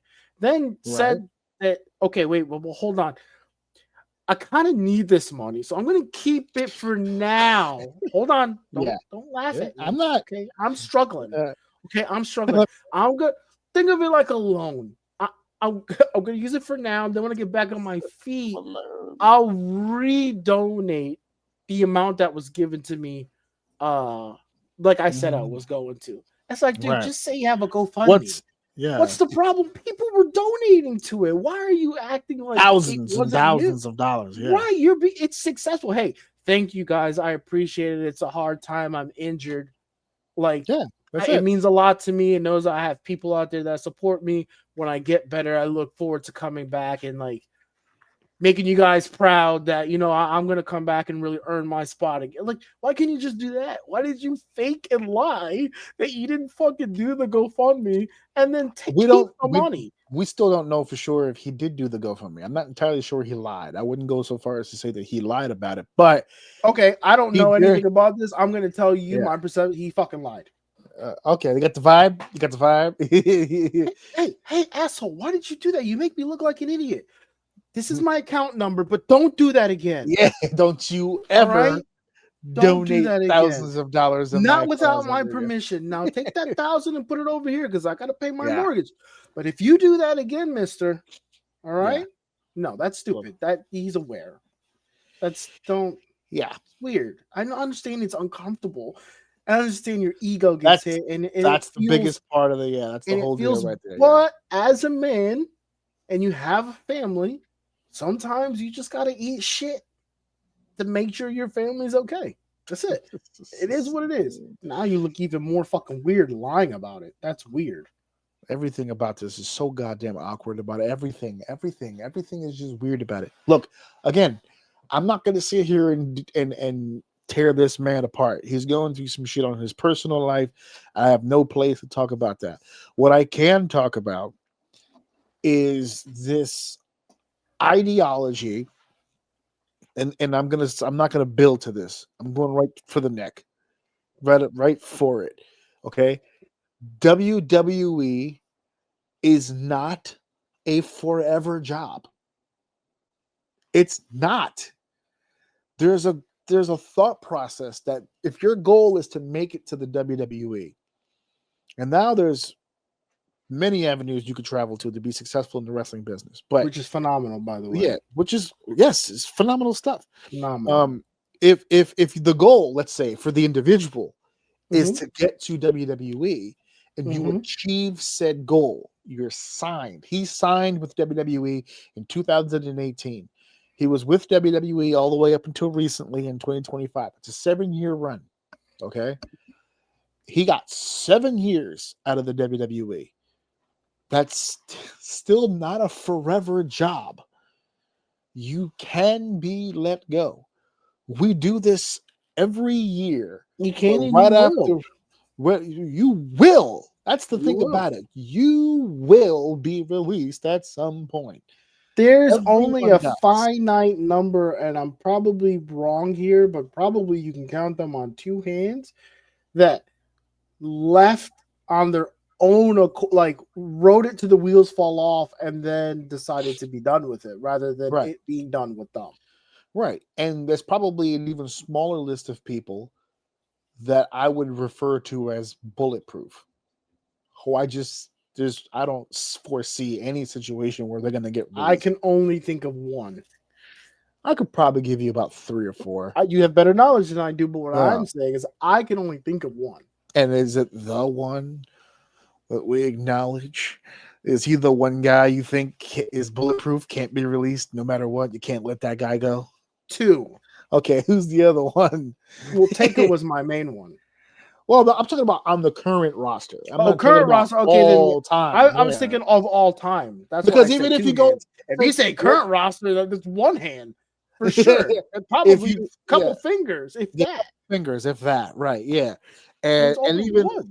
there's only really one, and that's just on the WWE side. That WWE would not want to let go of. Everybody else in WWE's mind is 100% expendable. Every wrestling company in the world, aside from the WWE, is usually very pro wrestler. They want to hire as many as they can, get as many of them work as they can, keep them as employed as they can. WWE does not do that. They're the one company that makes it a habit that at the end of every WrestleMania, they fire a bunch of people. We all sit here and wait for the fucking releases to hit the fan so that we can come on the show and talk about it. They make a habit of it. This is the only company that has its own catchphrase to firing you. We wish you well on your future endeavors. That's the company you work for. And that's the money you're banking on to support your family through a mortgage and through whatever else bills you got going on. That is tough. That is Well, before we go on and the record, and let me separate myself because maybe you are. I don't think you are, but Right. I don't want to villainize WWE for that. No. I think it's healthy. I think it's healthy to have a space where you need to earn your nickel. You're not just going to be fucking here because at one point you were useful and now you're just taking up space. There's way too much talent to rotate for you to 100%. just be here. Okay, I just wanted to make that clear so that absolutely not. I started this by saying it's not a forever job. Yeah. They're very open about that. That's what I'm saying right now with the catchphrase and everything like that. They cannot make it more obvious to people that your position here is not in concrete. Not in concrete. They have released WWE champions. They've released WWE champions. The guy that they put on top of the card with the belt eventually would get released. That's all you need to know. You gotta have the financial security. You gotta have the forethought. Now, I'm not trying to villainize WWE. I'm also not trying to villainize Ridge Holland, or as he is noted here, he has a great last name, Luke Menzies. I'm not trying. Menzies is hilarious, but I'm not trying to fucking villainize him either. Okay, now people in the wrestling community are split both ways. There are people who are villainizing WWE. Well, how could you release a guy while he was injured? Which we'll get to in a second. And then it's the other way, where it's like, where did your money go? You've been with WWE for 7 years. And That's where I stand on a lot of these topics with people who got money telling me you broke now. My brain goes straight to that. For the record, he wasn't a high level. He wasn't making, I don't think he was making 6 figures. I think he was making 5. I think he was making somewhere in the 75 to 80,000 a year range. But there are people out here who it's above average. It's above average who and pay mortgage. It's above average to live your dream. Yeah, exactly. So just for clarity's sake, I'm going to put it on the show here so that everyone can see it. I'll have it here, and I'll remove the banner so we can see the whole thing here, where it says this is the tweet that he released. I never thought I'd not be able to pay my mortgage, which went off the top. Really? He didn't set the tone. He did not set the tone. I feel like it says, I feel like I've just been hung out to dry after getting injured working for another company on behalf of WWE. Add to that my contract not being renewed, knowing that I wouldn't be able to wrestle for 7 months. This is brutal. Yes, they are taking care of the surgery and physical therapy, but let's be honest, that's the bare minimum after what we sacrifice for the company. Plus, the possibility of having to get my neck fused to talk about getting totally fucked. So I fucking hate this tweet so much. So I just want to make sure underneath. Okay, there you go. You're good. So that's the entire tweet. Just so people don't think we're taking things out of context, that's the tweet. So when WWE says that's disparaging remarks against us, 100%, we would like to invoke our right to terminate the contract because that's a clause. So when people go online and go, that wasn't disparaging, he's just making a statement of fact. No, he literally ended with totally getting fucked. That's not even the worst of it for me. What's the worst part? I just hate the victim mentality in that whole fucking thing. I got the idea of framing the fact that you were working with another company on behalf of the WWE. Now they sent him to TNA.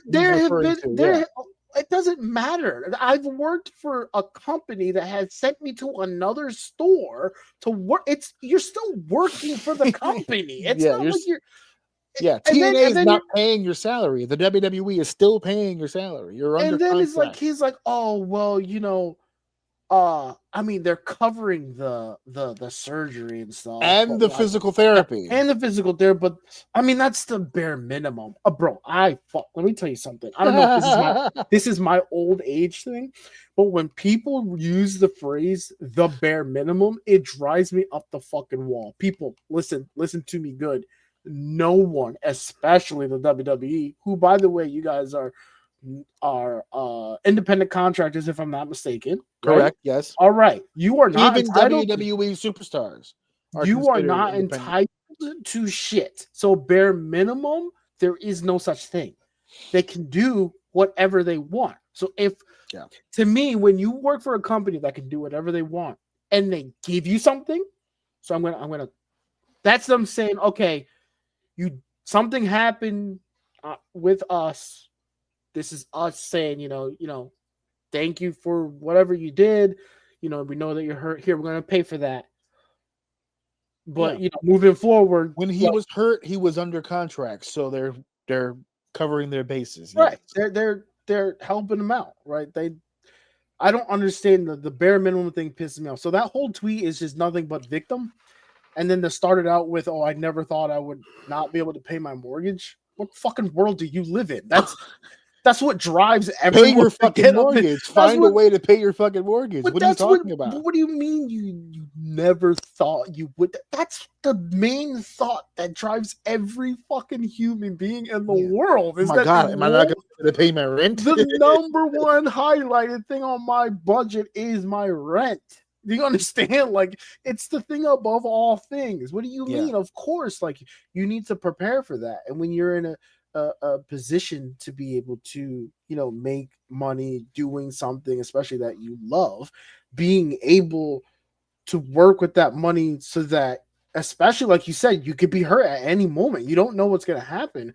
Positioning yourself to be able to make sure that you're okay, and the off chance you may need some time off, Yeah. is something that's your responsibility. It's not other company's responsibility to make sure that you're covered, but you don't have to do anything smart with your money at all. We'll take care of it if anything happens.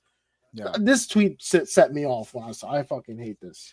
Well, I've heard in the past, outside of the Ridge Holland situation, I've heard in the past where it's like they get to the WWE, they've been there a few years, and then they get released. And then it's usually fans that'll come online and they'll say, well, what is he supposed to do now for work? Literally anything. I don't know. Literally anything. Go find a job. Well, no other companies are going to match the salary. That's fine. You want a smaller salary or you want no salary? Which one do you prefer? And if no other wrestling, like, we talked about Andrade not too long ago. I think you and I, me and Steph talked about it when Andrade's little legal situation happened. You missed that one. That was hilarious. To be the first wrestler in history to go from WWE to AEW, back to WWE, back to AEW, and now nowhere. That little situation brought up a very similar conversation that we're having now, where it's just like, he worked for WWE. Now he doesn't work for WWE anymore. I said, well, how is he supposed to live now? He works a job, but no other wrestling company will hire him. He's a pro It wrestler. doesn't have to Not be anymore. wrestling. He's not. Not anymore. Go find a job. Let me. Muhammad Hassan. Does everybody remember Muhammad Hassan? The fucking villain who tried to hang the Undertaker during the London bombing. You remember that guy? He was a professional wrestler.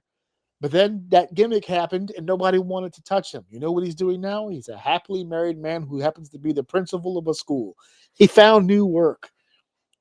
That's just an example of many people. Marco Stunt, who left AEW, just went viral the other day because he put together a little video to promote the fact that he's selling cars. He's a car salesman, and he wants people to come down to the yard and buy a car from your good old friend Marco Stunt.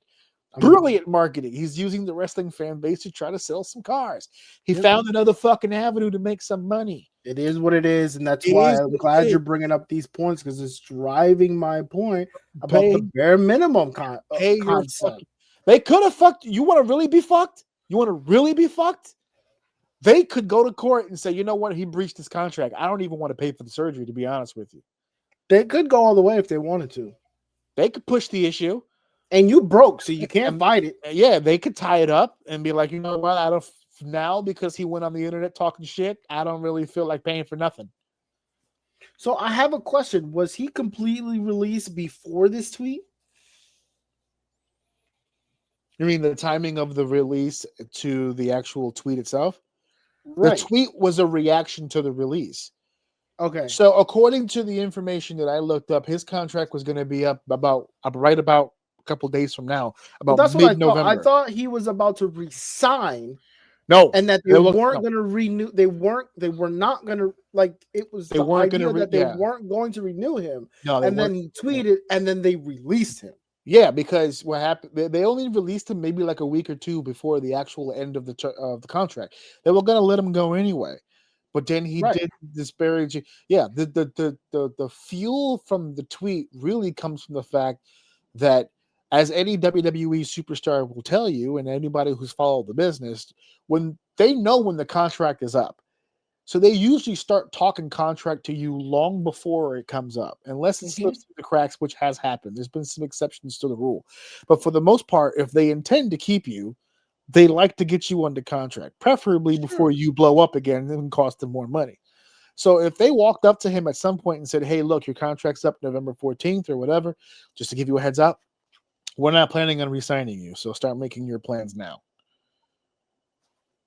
So let's say you don't go to TNA and get injured. They were releasing you anyway. So what was the plan for your mortgage then? Did you not have a plan yet for your mortgage? And anybody's free to buy a home. Obviously, it's the American dream, the whole shebang, although that's changing pretty rapidly too. You were in NXT, you got called up to SmackDown for like a year or two, and you immediately went back to NXT because you didn't work out. And when you got injured, you were an NXT talent. At what point did you feel enough financial security to go, you know what? Let's go all in. Let's get the house. Like, let's get to, you know what, sweetie? You know what? My career is not looking as great as it once was. I'm not the Brawling Brutes anymore. I'm going back to developmental. But you know what? I dig the house. Let's get it. We jest, but I stand strong in those ideologies of like. And they're gonna hit us in the comments. Hold on, they're gonna hit us in the comments. Oh no, we're gonna get killed for this. We're getting all the bootlicker, all the company guy comments and all that other stuff. I already said at the beginning of this. While yes, I'm not demonizing WWE, I am also not demonizing Ridge Holland because since this whole thing started, he's been making a lot of awkward decisions, but he's never really done anything wrong. He worked his ass off for 7 years. He got hurt in the ring doing what we all do. I don't like the comment about, oh, that's the bare minimum based on what we all sacrifice for this business.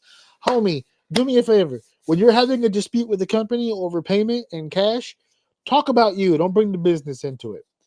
Because I think you're going to find very quickly you're very low on that totem pole. I'm lower than you, but you're pretty low on that totem pole when it comes to in-ring sacrifices. Okay? Also, as some people pointed out, and I don't want to jump on the bandwagon, but as some people have pointed out, let's not forget this was the man who injured Big E and ended his career. He made mention to it. He did. And Big E has made mention recently due to the controversy. And he made comments suggesting that, Big E feels like Big E forgave him faster than Ridge forgave himself, which is a good sign. You want contrition when something like that happens. You don't want someone to just be nonchalant about it. I'm glad that there's something there. He doesn't have to live his life being forever whatever the fuck, but at the same time there's always that piece that's there, and he addressed that too. What did he say? He said, if I can go back in time, that's the one thing my biggest regret. That's fine. You're apologetic. It was a complete accident. We understand, but it happened. So let's not go with the whole sacrifices that we make for the industry routine just yet. There's a little red in that ledger for yourself, okay? Guys who go through a whole career without injuring anybody, when they want to do the sacrifice bit, let's hear them out. But when you do injure someone, more importantly, end the career of a former WWE champion, let's pull back a little bit on that. Let's keep it in-house right here. Let's just talk about your situation. It's the bare minimum of what they can do based on what I have sacrificed. Okay, that makes more sense. That I can argue with. That I can roll with you on that one. But when you start rallying, crying, everybody, we're not all fighting. It's like the guy standing in the ring by himself, like, right, guys? And there's nobody there. Right, guys? He's like, you know what I'm saying? I don't know and shout out to all the wrestlers, by the way, who did contribute to the GoFundMe. I just want to point that out too. That was pretty cool to see all the WWE and AEW people, talent showing up and showing out for your boy Ridge, but it is what it is. Apparently, I really don't care. Apparently, he showed up for nobody because he didn't do that. No, I'm shouting out to the people who contributed. Not I understand, and I'm telling the people who contributed, you contributed to nothing because it wasn't him who did it. It's going to charity. It's going to charity. He kept the money, but he didn't do that.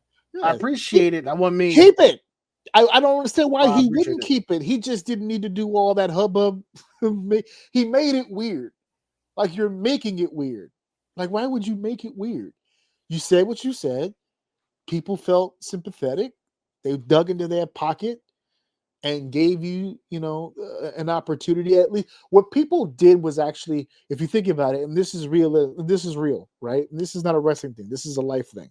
When people give you money to help you out in a financial situation, they're not paying your mortgage. They're buying you time. Yes.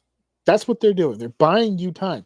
This is just a moment for you to get your feet up underneath you and figure out what's next. So whether you wanted the money or not, it's in your fucking possession. Take it, buy yourself the time, and figure out what's next. Get the fusion. Get the fucking. If I'm going to be honest with you, even if I don't absolutely need it, if his physician suggests it's probably a good idea, if you're not foot the bill for it, fucking get it done. Take tea, and you can get back in the ring if you want or not, or you could just find another line of goddamn work. Everyone has to do it. Everyone has to do it. Even people who retire from the wrestling business go out and do something else. Tito Santana is teaching a math class right now somewhere in New Jersey. So retirement doesn't mean dead. You have to still live. So go do something.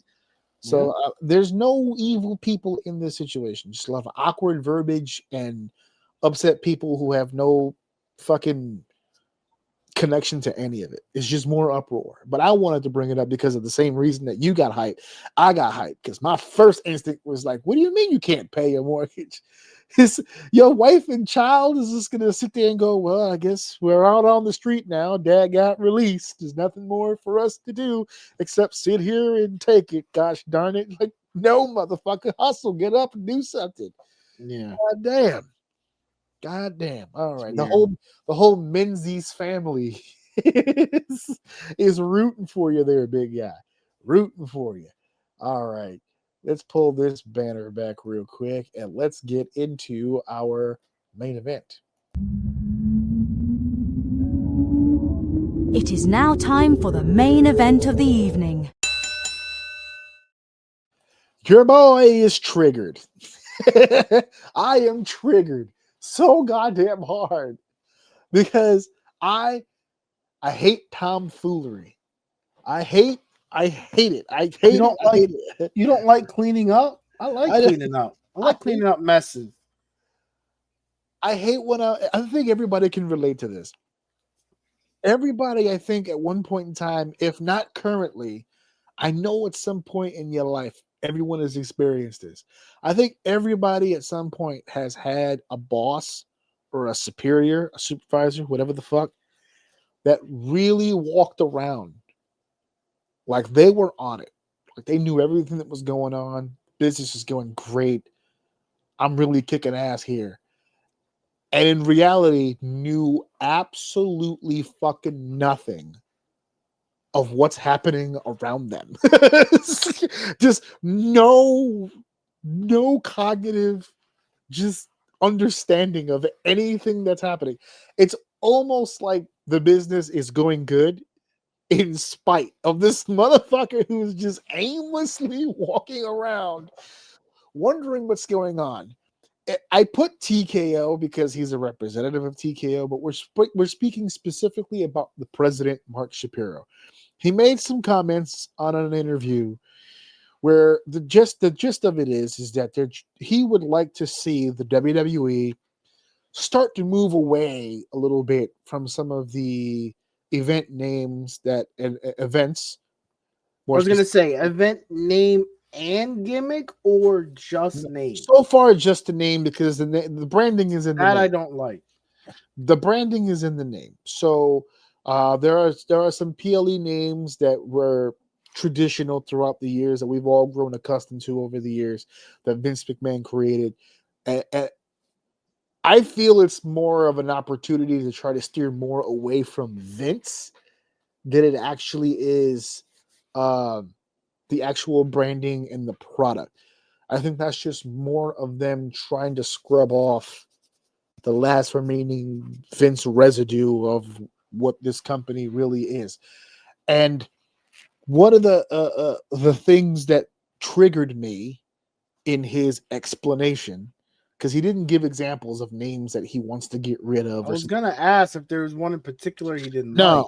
no, he didn't give an example of names that he wants to get rid of, but he did give an example of a new product, or a new name, I should say, that he just fucking loved, and went off about how much of a success the event was, and what a push into the future.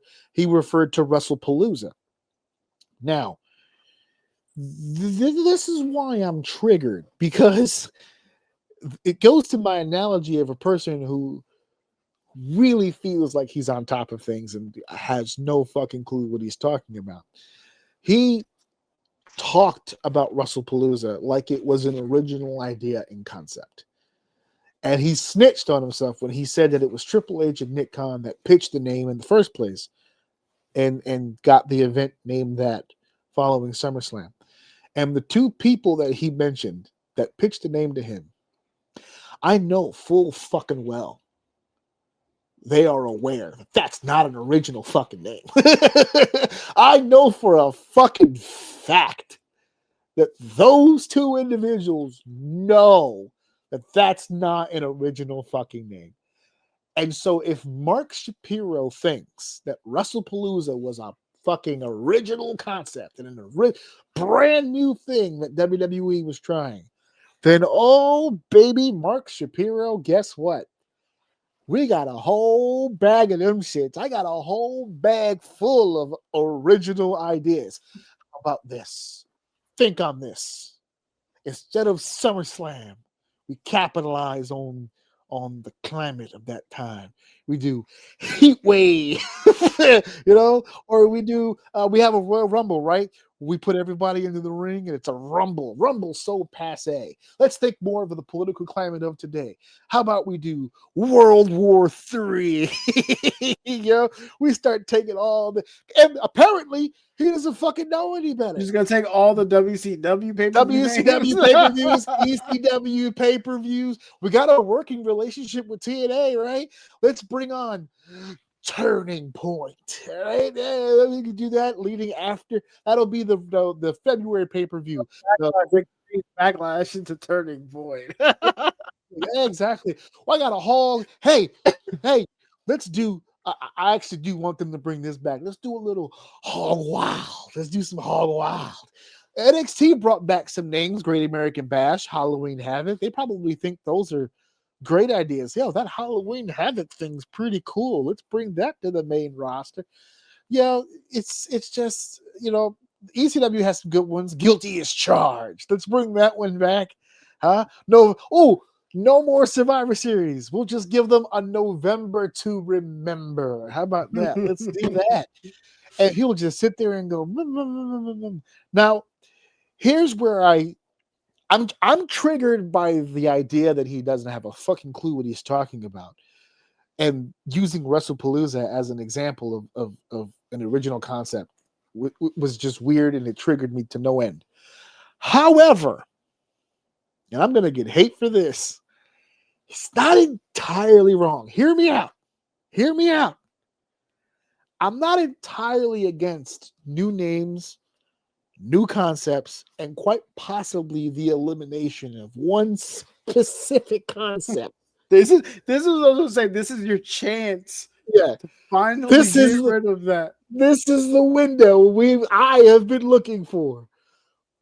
We finally have a reason to get rid of that goddamn briefcase. Get fucking rid of it. Get fucking rid of it. It does nothing for fucking nobody. It helps nobody. You haven't used it to help a single person in fucking years. If anything, it has been a riding safety net. In case of emergency, break open glass and retrieve the briefcase. We don't fucking need it anymore. Now, that's just a concept. As far as names of PLEs go, Backlash. What was the one that replaced? I do love the idea that we got rid of Hell in a Cell as a pay-per-view name. Thank goodness for that. I would love nothing more than to get rid of Elimination Chamber as a concept pay-per-view. We already got rid of TLC. Elimination Chamber turned into another briefcase. Yeah. It was a, Kinda. it was an Kinda, sorta. opportunity. It was an opportunity to get the runner-up of the Royal Rumble, an opportunity at another belt. That's what it Yeah. ended up.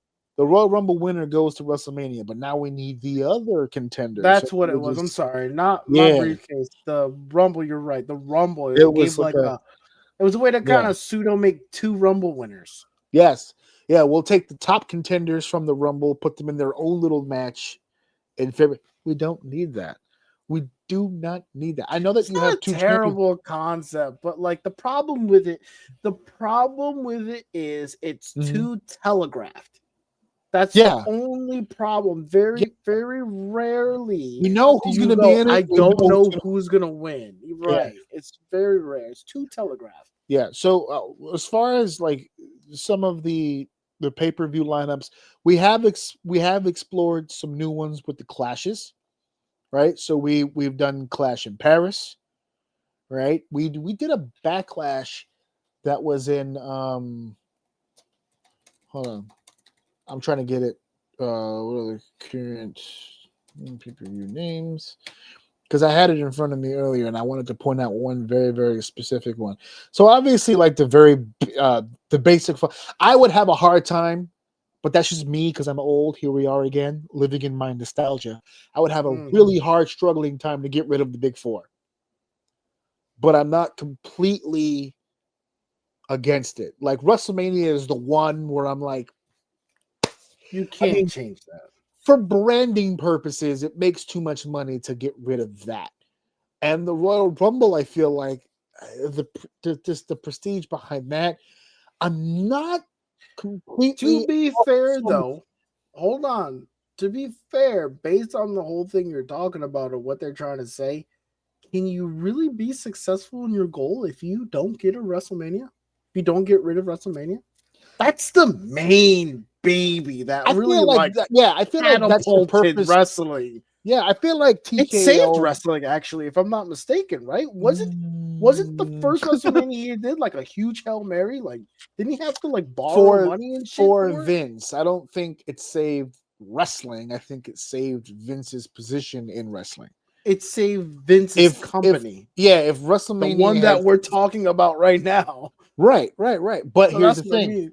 I don't think it saved wrestling though, because had WrestleMania failed and Vince would have went out of business, we just would have had another promoter. No. That's okay. I don't want to. Okay, that's fine. I said that incorrectly. It Saved saved the WWE for company. sure. It saved the Sure. company. Yeah. So For if sure. 100%. so, for this point, are you really doing anything if you don't change WrestleMania? Well, here's more to the nostalgia thing, right? If I'm TKO, if someone says, "Hey, we want to keep WrestleMania because, as you just illustrated, WrestleMania was the event that kept us in business.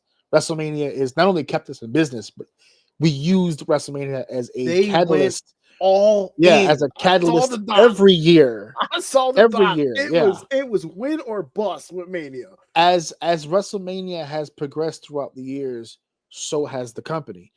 WrestleMania's success builds. If you watch every WrestleMania in a row, it'll be like watching pictures of your child. See it. You can see the graph of go your up. child go year 1, year 2, year 3, all the way to like, what are we at now? 42. That drastic change that you've seen over time is what you would see with WrestleMania. So you can make an argument that not only did it save it, but it's not only it's continued to blossom to where it is the industry now. Now it is the industry. The industry is wherever WrestleMania is. That's why so many wrestling companies book their shows and surround themselves around WrestleMania as an event because of how much money it brings. It's a stimulus package for whatever city it's in. That's why people now bid to have it in their city. It's so big. It's going to Vegas twice. It's the Olympics. It's the Super Bowl. It's the World Series. It's everything involved. It's all in one for wrestling. However, living in our nostalgic minds, if I'm a Mark Shapiro, if I'm an Amari Emanuel from TKO, and I didn't grow up with that, and it's not a big part of my life, and I'm not that attached to it, I don't give a shit what happened in 1985. Yeah, but I don't I really agree with you, but you as a also businessman, they should keep you it. this They is should one of keep those it, things but where business will if you're that person where WrestleMania, oh, you guys really seem to like this thing. I mean, I don't really know why. If you're yeah, that guy, yeah, on the other hand, if you're him, you understand why people like it because of the money. So where yes, ignorant is bliss in a situation where you don't have the nostalgia. So if there is someone who wants to do it, it'd be someone who doesn't have an attachment to it. You still yeah. got to understand the dollars that's behind it, and to shake something up like that, I don't know. I don't really think it's worth it. I don't necessarily say it's an automatic fail, but I Yeah. don't see it's not worth the risk. It's we're touching things for no reason at this point. Trust me, No, I there's other things you can focus on than trying to change the name of something right now. and I completely agree. And I Like completely getting agree. rid of this tag team Wrestle, division, but I digress. WrestleMania is probably the one event that they have where I feel like there's no negotiation there. That 100% is locked in. It has to be WrestleMania. I mean, even Vince at one point, I think it was in the early 30s, they tried to get rid of the numbers where it was just WrestleMania on its own, and it didn't take. We just kept counting. You So they count brought to ourselves. yeah, we just kept counting because that's what it is. So they brought it back. Right now, like upcoming is WrestleMania 42, so we're up to date. But that's the one where I'm like, no negotiation. It has to be that. The other three, Royal Rumble, SummerSlam, Survivor Series, those are the big four. Those are the core four, or part of the core four. You can make an argument, a very strong argument, because you said it yourself. That first WrestleMania was in 1985, and they hung their hat on that sumbitch for years. But even when that started to slow, the next thing that they had come up the pipe was SummerSlam in '88. And then they had the Rumble, and then they had Survivor Series. I think Survivor Series was actually around in SummerSlam around the same time, and then the Royal Rumble. And the Royal Rumble was literally created to be an aesthetic to WrestleMania. It's the moon to our Earth. Hmm. Royal Rumble is it's cliche now to hear it, but that's literally why it was conceived. It's the road to WrestleMania. Before, when they used to book WrestleMania, before the Royal Rumble, it used to be built around superstars and talents, but it was booked like every other match, every other card. The Royal Rumble gave you, as an audience member, an opportunity to see spontaneously how this card for WrestleMania will shape up. Hmm. It's a feeling that audiences still love having to this day. Right now, as we speak, we're gearing up for Survivor Series, and then the Royal Rumble is next. It's crazy. That shit And comes up so fast. that's I've heard people make an argument, and I can't rule it out, that to some people, most people, Royal Rumble is more exciting than WrestleMania because you just don't know. I'll tell you this, it's the one event that my son looks forward to. He doesn't give a fuck about WrestleMania. He loves the Royal Rumble because when we do the Royal Rumble in my house, we have a grid on my wall with the number entrance, and we have the pictures of the wrestlers, and we get to predict who's next, who's coming out, who's going to get eliminated, who's going to win. It's like a game, and he gets to play, and he loves to play. We took that game to Joe Pombo's house last year. We brought our grid with us. And they got into the grid. They were like, who you got over there? No. He's coming out. And every year I do the same thing. It's like number 11. Who's coming out? I go, Zack Ryder. Every year. One day I'm going to be right, God damn it. Actually, this year I got to change it now. Maybe Matt Cardona will come out. I don't know. But the Royal Rumble is that other one where I'm going to be like, it would be really tough. Like all these other shows, the Survivor Series and the SummerSlam and Royal Rumble, it would be a really hard sell, and I would have to really adjust. But I'm not against it. WrestleMania is the only one where I'm like, I'm against it. Full stop. Those three, not against it, but it would be an adjustment for me. Every other one, I got them in front of me. Backlash, Money in the Bank, Night of Champions, the Clashing series is new. We'll keep that. because they've done Clash in Paris, they've done the Milan shows, the overseas ones, Vengeance, Battleground. I think those are NXT ones we're looking at now. Yeah, all those. Fuck it, you could toss them. I don't give a shit. I'm not married to any fucking one of those. You can do whatever you want with those. If you want to start coming up with different names and different concepts and all that stuff, that's another thing. That's hard in wrestling. Another concept, right? So like the Royal Rumble is like etched in everybody's mind, but everything after that is just gimmick matches. The Royal Rumble is a gimmick match, but it's like it's pristine. It's up there. All the other gimmick matches, TLC, Hell in a Cell, Elimination Chamber, all these different things they've come up with. I think we've learned over time that gearing a whole show around that is odd.